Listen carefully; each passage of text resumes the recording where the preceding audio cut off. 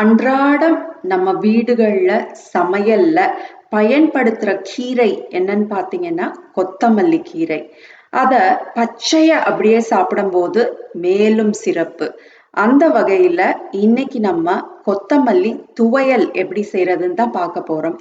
அதுக்கு முன்னாடி இந்த கொத்தமல்லியில ஒழிஞ்சிருக்கிற ஏராளமான மருத்துவ குணங்கள் என்னன்னு தெரிஞ்சுப்போமா? இந்த கொத்தமல்லி கீரை வாந்தி பேதிய கட்டுப்படுத்துற ஆற்றல் பெற்றது. ஜீரண மண்டலத்தை சீரா செயல்பட உதவி புரியும். நம்ம வாயில புண் இருக்கிறவங்க, வயிற்றுல குடல் பகுதியில அல்சர் இருக்கிறவங்க தொடர்ந்து இந்த கொத்தமல்லி கீரைய பச்சையா உணவுல சேர்த்துக்கிட்டே வரணும். நம்ம சேனல்ல நம்ம ஏற்கனவே கொத்தமல்லி கீர் எப்படி செய்யறதுன்னு கூட பார்த்திருக்கோம். பார்க்காதவங்க கண்டிப்பா பாருங்க. கீழே டிஸ்கிரிப்ஷன் பாக்ஸ்ல அதோட லிங்க் நான் கொடுக்குறேன். இரத்தத்தில் உள்ள கெட்ட கொழுப்பை அகற்றும் இந்த கொத்தமல்லி கீரை இரத்த கொதிப்பை கட்டுப்பாட்டில் வைக்கும். இருதய பாதுகாப்புக்கு உகந்த உணவு இந்த கொத்தமல்லி கீரை. இதுல நிறைய calcium, potassium, thiamine, folate, vitamin A, C, K என்று நிறைய நுண் ஊட்டச்சத்துக்கள் நிறைந்திருக்கு. ஆர்த்ரைட்டிஸ் இருக்கிறவங்க தொடர்ந்து கொத்தமல்லி கீரைய பச்சையா உணவுல சேர்த்துக்கிட்டே வாங்க. உடல் பருமன் இருக்கிறவங்க ஒரு மண்டலம் இந்த கொத்தமல்லி துவையல உங்க உணவுல சேர்த்துக்கோங்க. அப்புறம் உங்க எக்ஸ்பீரியன்ஸ நம்ம கூட இங்க திரும்ப வந்து ஷேர் பண்ணிக்கோங்க. கருப்பை பிரச்சனைக்கு சிறந்த உணவு இந்த கொத்தமல்லி.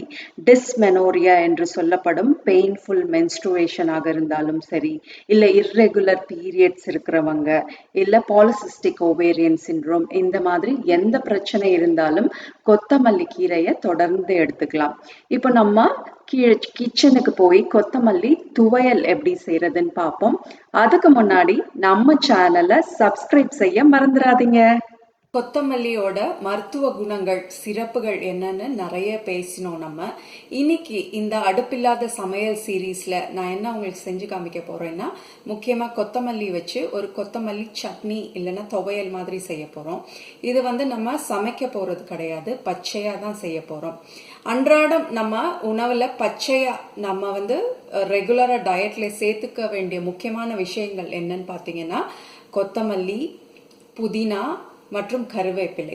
அதோட நம்ம இன்னைக்கு பார்த்தீங்கன்னா சின்ன வெங்காயம், தேங்காயம் கூட சேர்க்கிறோம். இதை அப்படியே ராவா குக் பண்ணாம எடுத்துக்கிறதுல நிறைய சிறப்புகள் உண்டு. ஸோ அதனால இந்த இன்கிரீடியன்ஸ் எல்லாம் வச்சு நம்ம இப்போ சுவை மிகு கொத்தமல்லி சட்னி எப்படி செய்யறதுன்னு பார்ப்போம். நல்ல ஒரு கைப்பிடி அளவுக்கு கொத்தமல்லி நல்லா அலசி கட் பண்ணி வச்சிருக்கேன். அப்புறம் கொஞ்சம் புதினா வச்சிருக்கேன். நீங்க கருவேப்பிலை சேர்த்துக்கணும்னா கூட சேர்த்துக்கலாம். 2 பச்சை மிளகாய் இருக்கு. அதுக்கப்புறம் கொஞ்சோண்டு தேங்காய் ஒரு 2 கீத்து அந்த மாதிரி சேர்த்துக்கலாம். அதுக்கப்புறம் ஒரு 6 to 8 சின்ன வெங்காயம் சேர்க்கணும். சப்போஸ் உங்ககிட்ட சின்ன வெங்காயம் இல்லைன்னா ரெகுலர் வெங்காயம் கூட சேர்த்துக்கலாம். இதெல்லாமே மிக்சியில போட்டு அரைச்சிட்டு தேவையான உப்பு சேர்த்தா அருமையான சட்னி தயார். நான் போய் மிக்சியில போட்டு பிளண்ட் பண்ணி எடுத்துட்டு வந்துடுறேன். அடுப்பில்லாத சமையல் சீரீஸ்ல அருமையான சுவை மிகுந்த கொத்தமல்லி சட்னி தயாராயிருச்சு. இதை நீங்க இட்லி, தோசை கூட, சப்பாத்தி கூட ஸ்ப்ரெட் மாதிரி போட்டுக்கலாம். பிரெட் சாண்ட்விச் பண்ணும்போது கூட நீங்க இதை ஒரு சட்னி, ஒரு லேயர் ஸ்ப்ரெட் மாதிரி போட்டு நீங்க வீட்டில் இருக்கிற எல்லாருக்குமே கொடுத்து பாருங்க. அப்புறம் உங்களை டெய்லி இதே சட்னியை தான் திரும்ப திரும்ப கேட்பாங்க எல்லாருமே. கண்டிப்பாக இதை ட்ரை பண்ணி பாருங்க. மேலும் இது போன்ற பதிவுகளை பார்க்கறதுக்கு நம்ம சேனல் ஹெல்த் சப்போர்ட் 360 கண்டிப்பாக சப்ஸ்கிரைப் செய்து கொள்ளுங்கள். நன்றி, வணக்கம். This is Dr. Pavitra signing off in Health Support 360.